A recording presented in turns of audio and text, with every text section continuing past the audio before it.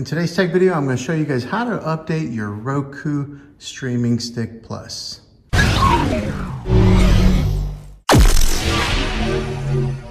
Well, hey guys, Juan here. Thanks for stopping by my channel and checking out this video. So I'm going to show you guys a step-by-step process on how to get your Roku to its latest firmware.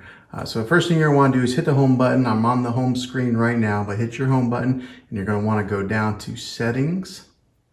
And then you'll click over and you'll go down to System right here.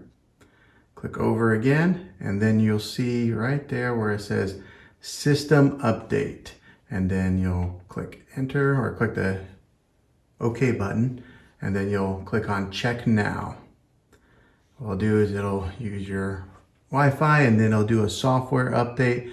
All software is up to date and you'll get this screen. You just click OK, and that is how you update your Roku stick. So hopefully this video was helpful to you guys. If it was, go ahead and click a thumbs up.